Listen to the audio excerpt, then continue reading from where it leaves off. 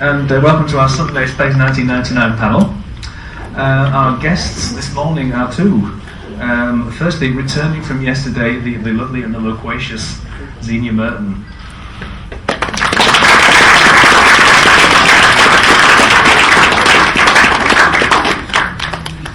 Don't run anymore because you might have to need a hip replacement.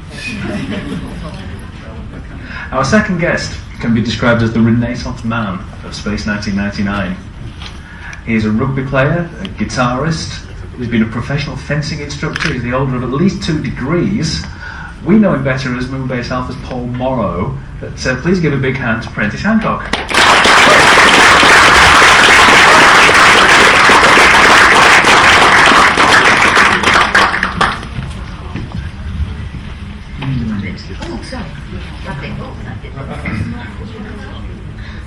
Now, to start with early days, and if I could start with you first, Prentis.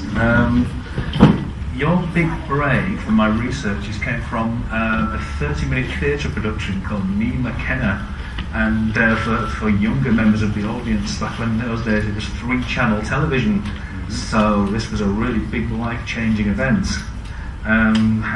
Could you tell us something about this production and the effect it had on your career?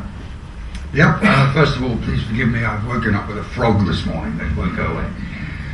A bit difficult to imagine perhaps now just three channels. And there were productions on which almost everybody watched, because instead of having a wide choice, people would actually sit down and plan to watch one program. So you had millions of people watching. And 30-minute theatre was a BBC Two series of 30-minute plays with very attractive casts. And I was asked to play this completely mad private in doing his national service. He was trying to get out of the army. And it was based on a real character. And he was like, where I'm from, a Glaswegian thug.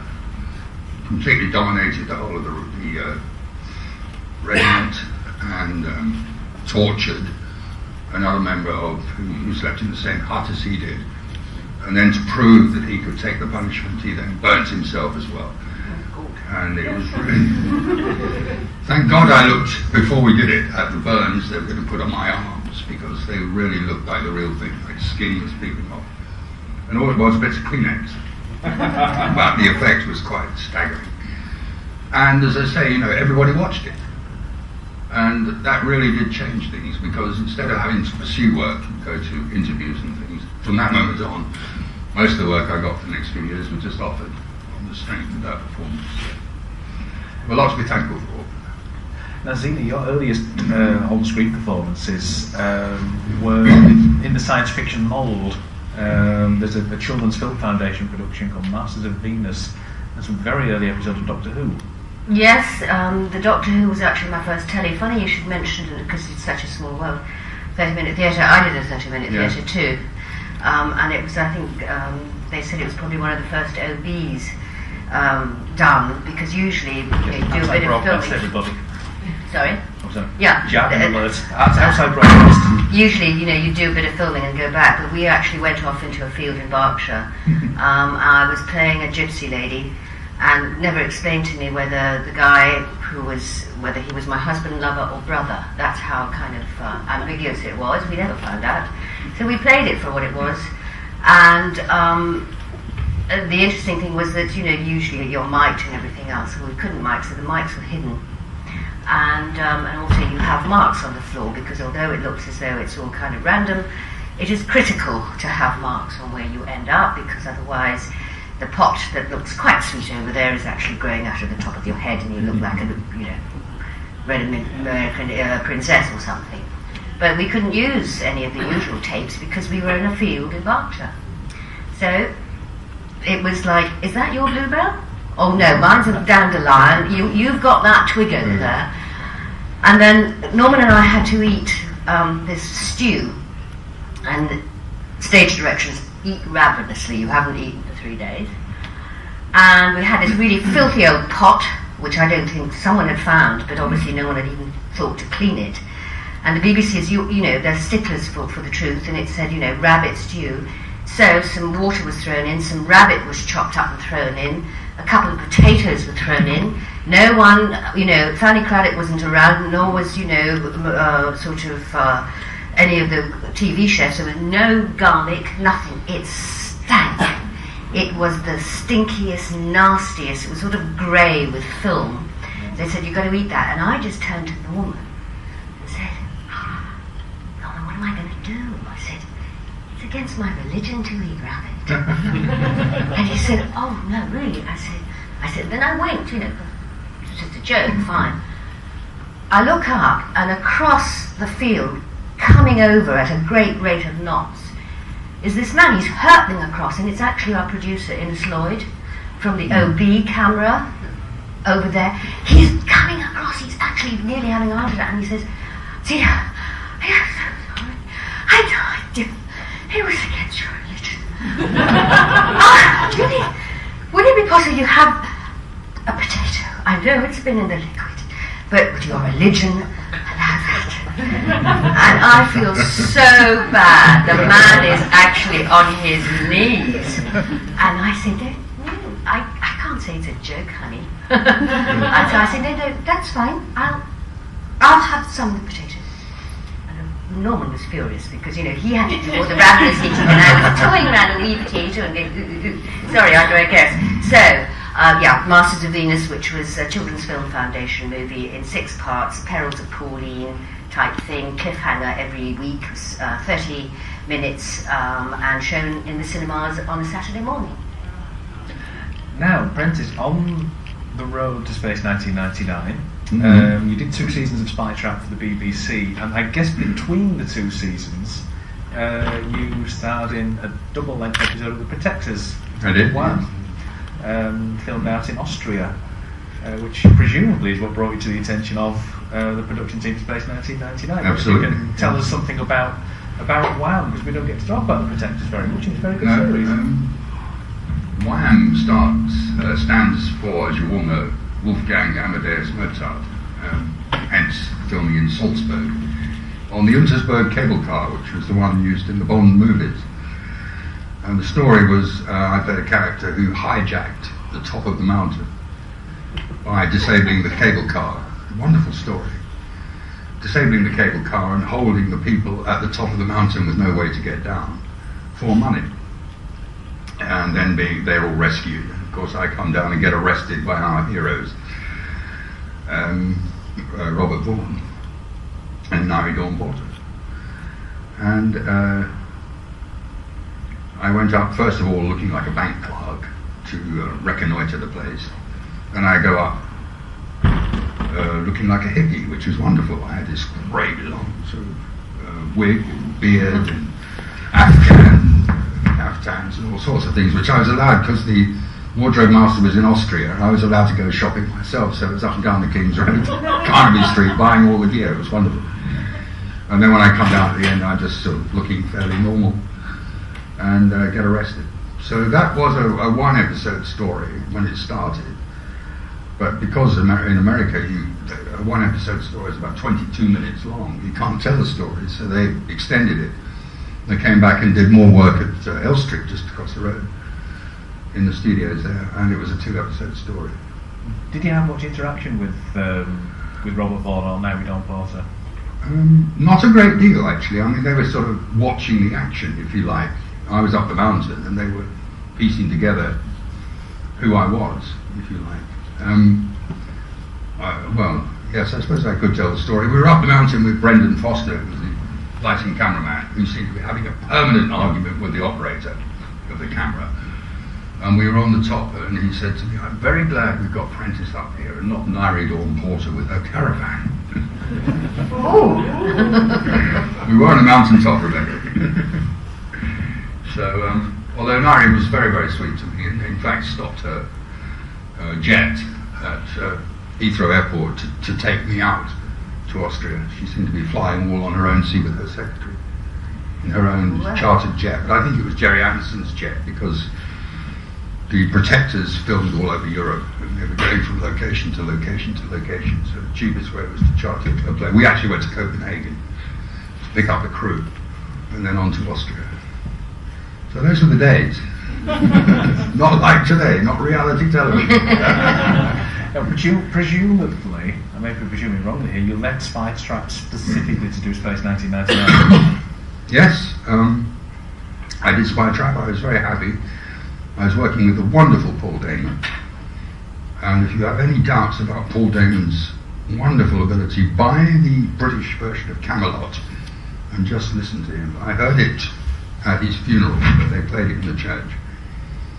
And it's amazing. I mean, I think it leaves Burton's miles behind. I was so impressed. And Julian Glover, who was the other character, and I played the assistant to both of them. And the second series, I said, can I have more to do, please? And can you pay me more money? No, we're the BBC, we can't do things like that. So, end of the second series, I was then offered, directly as a result of doing Wham, Paul Morrow in Space. And so we went back to the BBC, who wanted me then 6 months ahead. And they said, well, what about some more money and more to do? No, right, cheerio. I mean, Great position. It was quite nice to be able to do it. Although I enjoyed doing it very much indeed, but there was really no option. So Zienia, what brought you to the attention of the Space 1999 producers? Desperation, I think. Well, no, actually. They 3 months before I saw them, all my girlfriends were going up, and they were all sizes. Redheads, brunettes, big, small, tall, short, dark. And I did ask my agent, I said, look, everybody I know, and there was such a wide brief. I said, can I go up? And he said, no, don't want you. And I wasn't very pushy, and I sort of left it. But also I realised there was a sort of slight tie-up with America, and I realised that I wasn't one of those nice bosomy ladies with flashing teeth and lots of hair. So I reckon that there was a point that they wouldn't want to see me because there was a huge tie-up with America. So I left it, thinking they know best. And then I was doing a Jack and Ori Playhouse, which previously had been cancelled because the day before we were meant to record it, the poor old producer director came out and said, sorry, we're cancelled because the BBC is on strike. And the reason why they were on strike was they couldn't decide who was responsible for winding up the Jackanory clock. I kid you not. Is it the carpenters or is it the technicians? So the BBC went on strike. We were cancelled. Funnily enough, my prince, I was playing a princess, was called Robbia with the long hair. So you can imagine I was great news to hairdressing when I came in with this short style, which I've had forever. But my prince was none other than Stuart Wilson, the very gorgeous Stuart Wilson. Anyway, we were cancelled, and about 3 months later, it was picked up again. So I'm doing Robbia with another vizier, another prince, another 3 wigs, and my agent calls on the Thursday and says, can you go up to Pinewood on Friday to see about Space 1999? So I said, no, sweetie, you know very well, studio date, you're incarcerated, you can't get out, doesn't matter what's happened, World War III can break out and you are still inside finishing. So he said, leave it. So I said, well, can't I go up Monday? And he said, no, they'll be cast by then, they're starting next week, and I said, then I remembered, I'd asked 3 months earlier about this. So I left it, and when I got home there was a message saying, yes, go up, you are to meet someone called Lee Katzen and Sylvia Anderson, and they say something, have an accent ready. So I go up to Pinewood, I sit down, it says the character was Sandra Sabatini, because the Italians, RAI, had a third of the money. Nick's name was meant to be Catani, but I looked at it and they said this is kind of a quasi-military base, and I thought, well, Italian accents, no. They're very musical, they're very beautiful. My first lines were, I think there is a steep rise in heat levels in disposal area 1. This is impossible. And I thought, with an Italian accent, I know it's a bit cod, but it is musical, it'd be, there is a steep rise in heat levels in disposal area 1. This is impossible. And I thought, God, he'll be here forever. Did I get it right? You're right.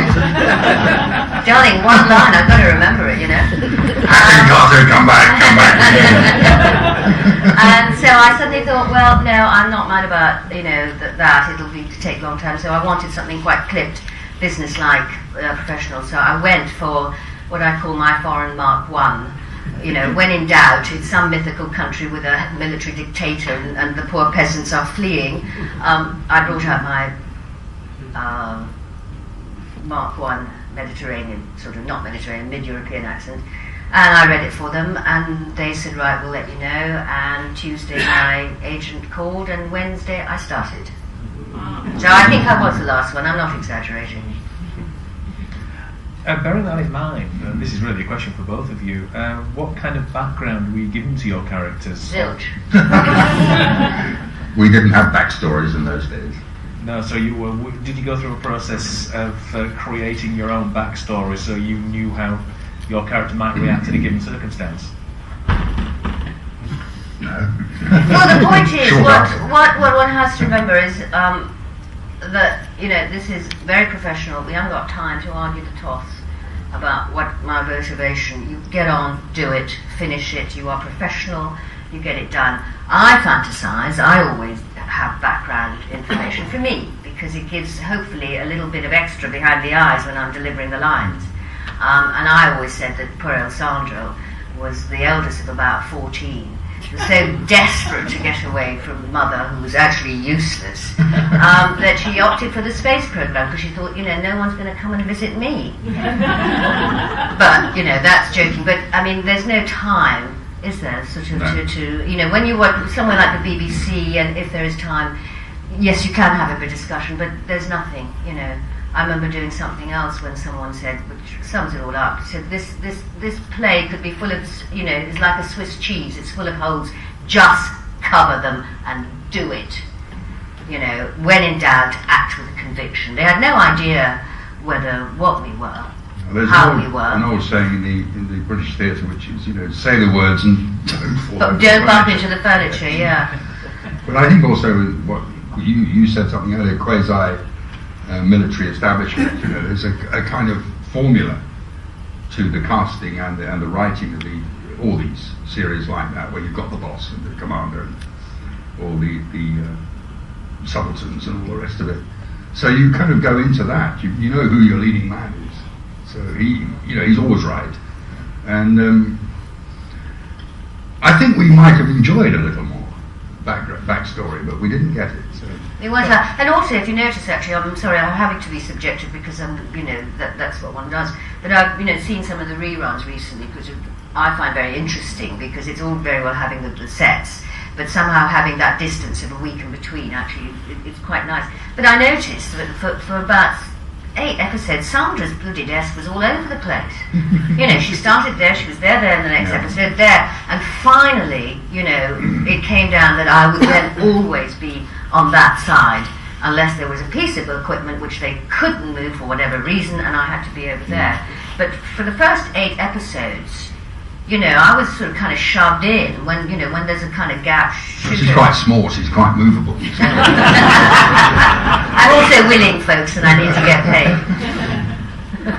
So I'm told that you had to do a short piece to camera to aid the writers. God, wasn't that the worst thing on earth? Yeah, that was sprung on us, I think. Your version, I'll tell mine. I can't remember too much about it. I sort of wiped it, but they suddenly said, well, we're going to have a sort of walk down here. So, Introduce yourselves to camera, Yeah. they said. I mean, hello, actors usually spend their whole life not looking at cameras. We are there to perform and be observed. So the whole business of presenting oneself to the camera, to actors, is anathema, something that you don't normally do. So, I don't know what I said. I do. Shall I take it up? Yeah, I do.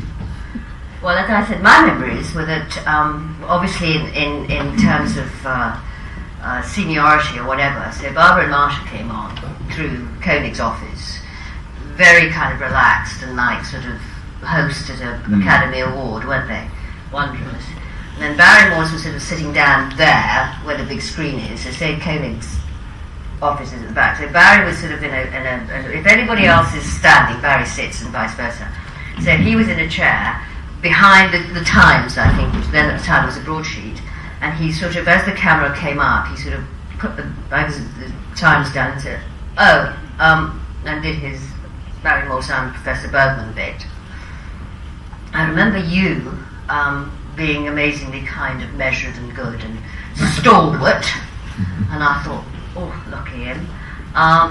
Nick bounced down those stairs at a rate of knots, oozing charm and gorgeous, goes up to the camera, winks at it and says, okay, everybody, be ready, we're in for a bumpy ride. At this point, this woman here wants to go home.